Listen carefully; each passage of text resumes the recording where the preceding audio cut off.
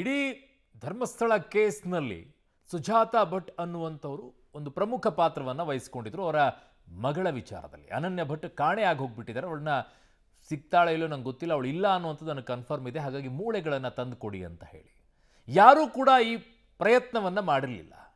ಅಲ್ಲಿ ಇಲ್ಲಿ ಈ ಕತೆ ಆ ಕತೆ ಎಲ್ಲವೂ ಇತ್ತು. ಆದರೆ ನೇರವಾಗಿ ಸುಜಾತಾ ಭಟ್ ಅವರನ್ನು ನಿನ್ನೆಯಿಂದಲೂ ಕೂಡ ಫೋನ್ನಲ್ಲಿ ಸಂಪರ್ಕ ಮಾಡಿದ್ವಿ. ಇವತ್ತು ಅವರನ್ನು ನೇರವಾಗಿ ಮೊಟ್ಟ ಮೊದಲನೇದಾಗಿ ಪಬ್ಲಿಕ್ ಟಿವಿ ಇವತ್ತು ಸಂದರ್ಶನವನ್ನು ಮಾಡ್ತು. ಎಲ್ಲವನ್ನ ಕೂಡ ಹೇಳಿದ್ರು ಸುಜಾತಾ ಭಟ್ ಅವರು ಇಂಚಿಂಚಾಗಿ. ಈಗಲಾದರೂ ನಂಬಿ, ನಾನು ಸುಳ್ಳು ಹೇಳ್ತಾ ಇಲ್ಲ, ಕಾಲ್ಪನಿಕವಾಗಿ ಕಥೆಯನ್ನು ಹೇಳ್ತಾ ಇಲ್ಲ. ನಾನು ಅನನ್ಯ ಭಟ್ ಇದ್ದಿದ್ದು ನಿಜ, ಅವಳು ನನ್ನ ಮಗಳೇ.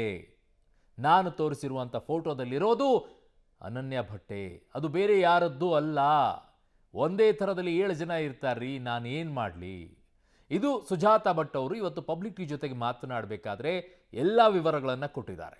ಯಾರ ಜೊತೆಗಿದ್ದೆ ನಾನು, ನನ್ನ ಕುಟುಂಬದವ್ರು ಹೇಗೆ ತೊಂದರೆ ಕೊಟ್ಟರು, ನನಗೆ ನನ್ನ ಮಗಳನ್ನು ಹೇಗೆ ನದಿ ದಡದಲ್ಲಿ ಬಿಟ್ಟರು, ಅದನ್ನು ಯಾರು ಹೋಗಿ ಕಾಪಾಡಿದರು, ನನ್ನ ಮಗಳು ನನಗೆ ಹೇಗೆ ಸಿಕ್ಕಳು, ಯಾವಾಗ ಅವಳು ಕಾಣೆ ಆದಳು, ಇವೆಲ್ಲವನ್ನ ಕೂಡ ಇನ್ ಡೀಟೇಲ್ ಆಗಿ ಹೇಳಿದ್ದಾರೆ. ಜೊತೆಗೆ ಹಲವು ರೀತಿಯಾದಂಥ ಪ್ರಶ್ನೆಗಳನ್ನು ಕೇಳ್ತಾ ಇರುವಂಥವರಿಗೂ ಕೂಡ ಅವರು ಉತ್ತರವನ್ನು ಕೊಟ್ಟಿದ್ದಾರೆ. ಕಣ್ಣೀರು ಹಾಕಿದರು. ಅಕ್ಷರಶಃ ನೊಂದು ಒಬ್ಬ ತಾಯಿ ತನ್ನ ಮಗಳಿಗೋಸ್ಕರ ಹೇಗೆ ಕಣ್ಣೀರನ್ನು ಹಾಕ್ತಾರೋ ಆ ರೀತಿಯಲ್ಲಿ ಇವತ್ತು ಮಾತನಾಡಿದರು. ನನ್ನ ಸಹೋದ್ಯೋಗಿಯ ಜೊತೆಗೆ ಮಾತನಾಡಿದ್ದಾರೆ. ಏನು ಮಾತನಾಡಿದರು ವಿವರ ಇಲ್ಲಿದೆ ನೋಡಿ.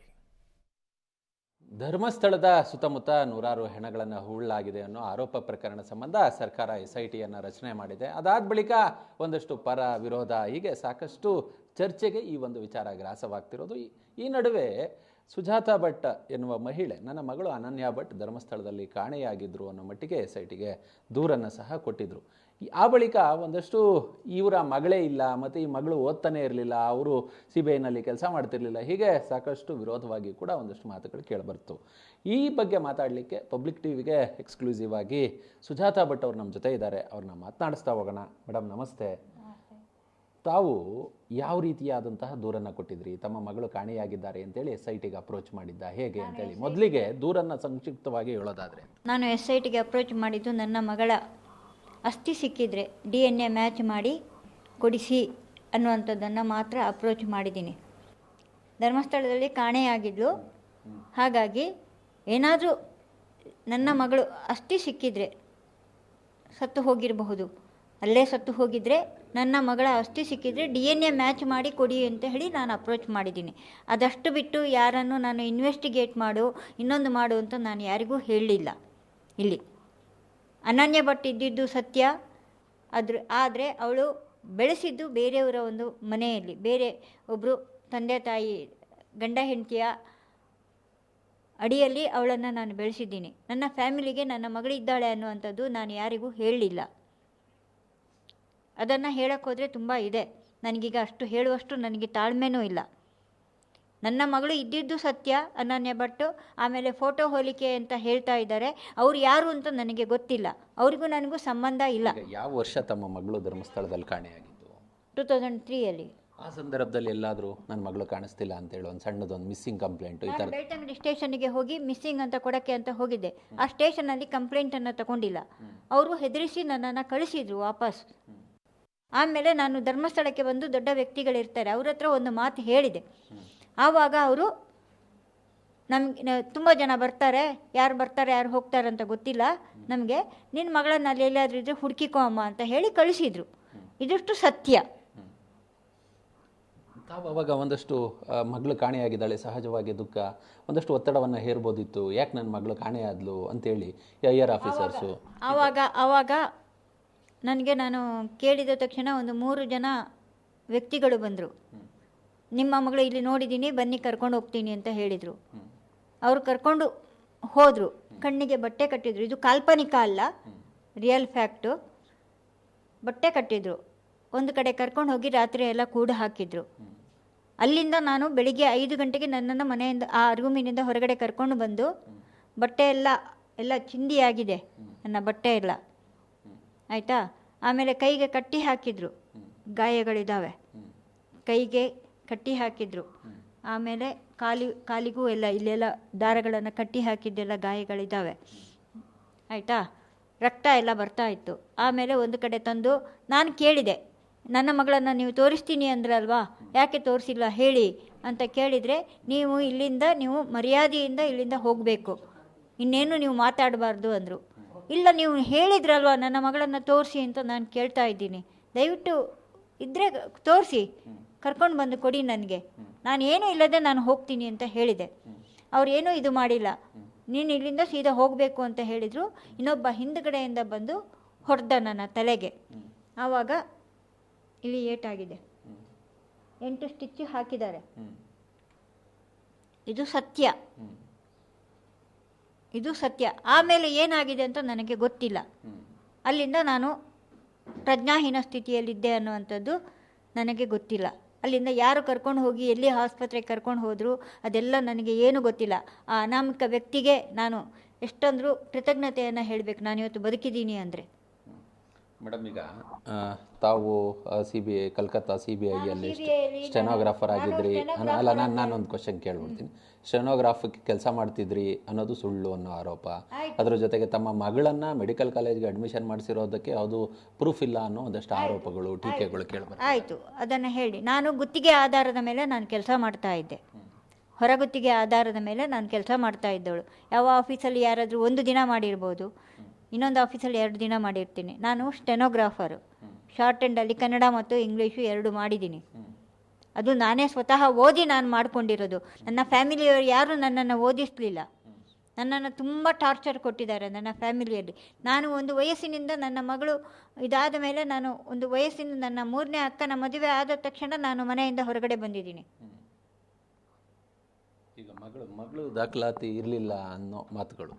ಅದು ದಾಖಲಾತಿ ಇನ್ನು ನಾನು ಜುಲೈಯಲ್ಲಿ ನಾನು ಅವಳನ್ನು ಇದು ಮಾಡಿರೋದು. ಜುಲೈ ಎಂಡಲ್ಲಿ ಅವಳನ್ನು ಇದು ಮಾಡೋಕ್ಕೆ ಕರ್ಕೊಂಡು ಹೋಗಿರೋದು. ಅವಳನ್ನು ಸಾಕಿದ್ದು ಸಮೇತ ಅರವಿಂದ ವಿಮಲ 1 to 7th ತನಕ. ಆಮೇಲೆ 7th ನಾನು ಕಲ್ಕತ್ತಾದಲ್ಲಿ ಒಬ್ಬ ಶೇಟು ಮನೆಯಲ್ಲಿ ಇದ್ದೆ. ಇದೇ ನನ್ನ ಪ್ರಭಾಕರ್ ಅನ್ನೋರು ಏನು ರಿಪ್ಪನ್ಪೇಟೆಯಲ್ಲಿದ್ದಾರಲ್ವ, ಅಲ್ಲಿ 2002 ನಾನು ರಿಪ್ಪನ್ಪೇಟೆಯಲ್ಲಿದ್ದೆ. ಅಲ್ಲಿ ಯಾಕೆ ಈ ರೀತಿ ಇದು ಮಾಡ್ತಾ ಇದ್ದಾರೆ ಅಂದರೆ, ಅವರ ತಾಯಿ ಕ್ಯಾನ್ಸರ್ ಪೇಷಂಟ್ ಆಗಿದ್ದರು. ಆವಾಗ ಹೇಳಿದರು, ಈ ರೀತಿ ಆಗಿದೆ, ಒಂಚೂರು ನೋಡ್ಕೊಳ್ಳೋಕ್ಕಾದರೂ ಬರ್ತೀರಾ ಅಂದರು. ಆಯಿತು ಅಂತ ಹೇಳಿದೆ. ಆವಾಗ ನನಗೆ ಬೇಕಾಗಿತ್ತು, ನಾನು ಅವರ ಮನೆಗೆ ಹೋಗಿದ್ದು ಹೌದು.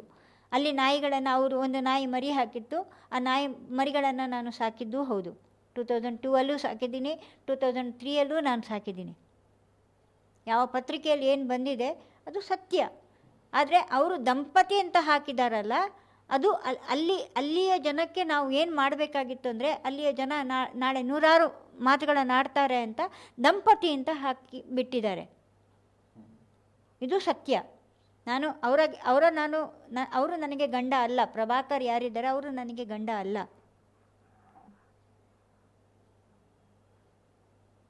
ನಾಯಿಗಳನ್ನು ಸಾಕಿದ್ದು ಹೌದು, ನಾಯಿಗಳನ್ನು ಮಕ್ಕಳಂತ ಹೇಳಿದ್ದು ಹೌದು. ಅಲ್ಲಿ ಎಲ್ಲರ ಹತ್ರನೂ ನಾನು ಅಲ್ಲಿ ಹೋದ ಆವಾಗ ನನಗೆ ಮಗಳಿದ್ದಾಳೆ ಅಂತ ನಾನು ಯಾರ ಹತ್ರನೂ ಹೇಳ್ಕೊಂಡಿಲ್ಲ. ಈಗ ಮೇಡಮ್, ಒಂದು 3-4 ದಿನಗಳ ಹಿಂದೆ ಒಂದು ತಾವು ಫೋಟೋವನ್ನು ಬಿಟ್ಟಿದ್ರಿ. ಈಗ ನನ್ನ ಮಗಳು ಇಲ್ಲ ಅಂತ ಹೇಳ್ತಿದ್ರಿ. ತಗೊಳ್ಳಿ ನನ್ನ ಮಗಳಿಗೆ ಪ್ರೂಫು, ಇದು ನನ್ನ ಮಗಳು ಫೋಟೋ, ಅನನ್ಯ ಭಟ್ಲ ಫೋಟೋ ಇದು ಅಂತೇಳಿ ಒಂದು ಫೋಟೋವನ್ನು ಬಿಡುಗಡೆ ಮಾಡಿದ್ರು. ಅದಾದ 1-2 ದಿನಗಳ ಬಳಿಕ ಈಗ ಬರ್ತಿರೋ ವಿಚಾರ ಏನಂತ ಹೇಳಿದ್ರೆ, ಆಕೆ ತಮ್ಮ ಮಗಳಲ್ಲ, ಆಕೆ ರಂಗಪ್ರಸಾದ್ ಅವರ ಸೊಸೆ ವಾಸಂತಿ ಅನ್ನೋ ಮಟ್ಟಿಗೆ ಮಾತುಗಳು ಕೇಳಿ ಬರ್ತಿದ್ದಾವೆ. ಇದು ಸತ್ಯನಾ? ಇದು ವಾಸಂತಿ ಅನ್ನೋರು ನನಗೆ ಗೊತ್ತಿಲ್ಲ, ನಿಜವಾಗಿ ಅವರನ್ನು ನಾನು ನೋಡೂ ಇಲ್ಲ. ಎಲ್ಲಿ ಮದುವೆ ಆಗಿದ್ದಾರೆ ಅನ್ನೋದು ನನಗೆ ಗೊತ್ತಿಲ್ಲ. ಅವರ ಅಣ್ಣ ಯಾರು ಅಂತ ಗೊತ್ತಿಲ್ಲ. ಅವ್ರಿಗೂ ನನಗೂ ಯಾವುದೇ ರೀತಿಯ ಟಚ್ ಇಲ್ಲ. ನನಗೆ ಬಂದಿದ್ದು ನಾನು ಅಪ್ರೋಚ್ ಮಾಡಿ ರಂಗಪ್ರಸಾದ್ ಮಾತ್ರ. ಆಮೇಲೆ ಅವರ ಮಗ ಬಂದ. ಅವರು ನನ್ನ ಮನೆ ಬಾಗಿಲಿಗೆ ಬಂದಿದ್ದಾರೆ ಬಿಟ್ಟು ನಾನು ಅವರ ಮನೆ ಬಾಗಿಲಿಗೆ ನಾನು ಹೋಗಲಿಲ್ಲ. ಅಲ್ಲಿನಿಂದ ಇಲ್ಲಿ ತನಕನೂ ನಾನು ಒಂದು 3 ವರ್ಷ ಕೆಂಗೇರಿ ಉಪನಗರದಲ್ಲಿ ಮನೆಯಲ್ಲಿದ್ವಿ. ಅವರು ಎಲ್ಲಿ ಮನೆಗೆ ಇದು ಮಾಡ್ತಾರೆ, ಅವರು ನನ್ನನ್ನು ಕರ್ಕೊಂಡು ಹೋದರು. ನನಗೂ ಯಾರೂ ಇಲ್ಲ ನನ್ನನ್ನು ನೋಡ್ಕೊಳ್ಳೋಕ್ಕೆ ಅಂತ ಹೇಳಿದವಾಗ ನಾನು ಲಿವಿಂಗ್ ಟುಗೆದರಲ್ಲಿ ಇದ್ದೆ. ಇದು ಸತ್ಯ. ಹೌದು. ಅವರ ಮಗಂದು ಕೇಸು ಅದು ನನಗೆ ಸಂಬಂಧ ಇಲ್ಲ. ನಾನು ಅದಕ್ಕೆ ಯಾವುದಕ್ಕೂ ನಾನು ಹೋಗಲಿಲ್ಲ. ಅವಳೆಲ್ಲಿ ಸತ್ತು ಹೋಗಿದ್ದಾಳೆ ಅದು ನನಗೆ ಗೊತ್ತಿಲ್ಲ. ಈಗ ಆ ಫೋಟೋಗಳು ವಾಸಂತಿ ಮತ್ತು ಅನನ್ಯ ಭಟ್ಟದ ಆ ಫೋಟೋಗಳು ಎರಡೇನು ಬಂದು, ಎರಡು ಒಂದೇನಾ, ಬೇರೆ ಬೇರೆನಾ, ಹೇಗೆ? ಅದು ಬೇರೆ ಬೇರೆನೇ. ಅದು ಬೇರೆ ಬೇರೆನೇ. ಅವಳ ಫೋಟೋ ನನ್ನ ಹತ್ರ ಇಲ್ಲ. ನನ್ನ ಹತ್ರ ಯಾವ ಆಲ್ಬಮೂ ಇಲ್ಲ. ವಾಸಂತಿಯವರದು. ಬೇಕಾಗಿದ್ರು ಎಲ್ಲಿ ಬೇಕಾಗಿದ್ರು ಹುಡುಕಾಡಿದ್ರು ನನ್ನ ಹತ್ರ ಒಂದು ಆಲ್ಬಮ್ ಇಲ್ಲ. ಅದು ಅವಳಿಗೆ ನಾನು ಇದಕ್ಕೆ ಕೊಡಬೇಕಾಗಿತ್ತು, ಪಾಸ್ಪೋರ್ಟ್ ಸೈಜ್ ಒಂದು ಫೋಟೋವನ್ನು ಇಟ್ಕೊಂಡಿದ್ದೆ ನಾನು. ಆವಾಗ ಮೆಡಿಕಲ್ಲಿಗೆ ಸ್ಕೂಲ್ಗಳಿಗೆಲ್ಲ ಕೊಡಬೇಕಲ್ವ, ಆ ಒಂದು ಇದರಲ್ಲಿ ಒಂದು ಫೋಟೋವನ್ನು ಮೆಡಿಕಲ್ಲಿಗೆ ಕೊಡುವಾಗ ಆ ಫೋಟೋವನ್ನು ನಾನು ಕೊಟ್ಟಿದ್ದೀನಿ. ಅಲ್ಲಿ ಫೋಟೋ ಕೇಳ್ತಾರೆ, ಪಾಸ್ಪೋರ್ಟ್ ಒಂದು 6-7 ಫೋಟೋ ಕೊಡಬೇಕಾಗಿತ್ತು, ಕೊಟ್ಟಿದ್ದೀನಿ. ಇದೇ ಫೋಟೋವನ್ನೇ ನಾನು ಕೊಟ್ಟಿರೋದು. ಅವರು ಯಾರೋ ಹೇಳ್ತಾರೆ ಅಂದರೆ ನನ್ನ ಮಗಳು ನನ್ನ ಮಗಳೇ. ಈ ಮುಖಚಹರೆ ಒಂದೇ ಥರ ಇದೆ. ಅದು ನನಗೆ ಗೊತ್ತಿಲ್ಲ, ಅದು ನನಗೆ ಗೊತ್ತಿಲ್ಲ. ನನ್ನ ಮಗಳು ನನ್ನ ಮಗಳೇ, ಅದು ನನಗೆ ಗೊತ್ತಿಲ್ಲ. ಅವರದ್ದು ಯಾರ್ದು ಫೋಟೋ ನನ್ನ ಹತ್ರ ಇಲ್ಲ. ಅವಳು ಯಾರು ಅಂತಲೇ ಗೊತ್ತಿಲ್ಲದ ಮೇಲೆ, ಅವನು ಯಾರು ಅಂತಲೇ ಗೊತ್ತಿಲ್ಲದ ಮೇಲೆ ನಾನು ಹೇಗೆ ಸರ್ ಅವರ ಫೋಟೋ ನಾನು ತಗೊಳ್ಳಿ? ಸೊ ಸುಜಾತಾ ಭಟ್ ಅವರು ಪಬ್ಲಿಕ್ ಟಿವಿಗೆ ನೀಡಿದಂತಹ ಸಂದರ್ಶನದಲ್ಲಿ ಮಾತನಾಡ್ತಾ ತದನಂತರ ಅವರು ಕಣ್ಣೀರನ್ನು ಹಾಕ್ತಾರೆ.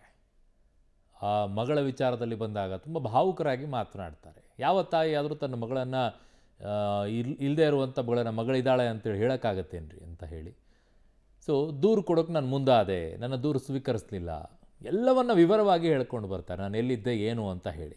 ಬಟ್ ಅನೇಕ ರೀತಿಯಾದಂಥ ಪ್ರಶ್ನೆಗಳು ಸುಜಾತಾ ಭಟ್ ಅವರನ್ನ ವಿಚಾರದಲ್ಲಿ ಎದ್ದೇಳುತ್ತಾ ಇದ್ದಾವೆ. ಅದಕ್ಕೆ ಉತ್ತರವನ್ನು ಕೊಡುವಂಥ ಪ್ರಯತ್ನವನ್ನು ಸುಜಾತಾ ಭಟ್ ಅವರು ಮಾಡಿದ್ದಾರೆ.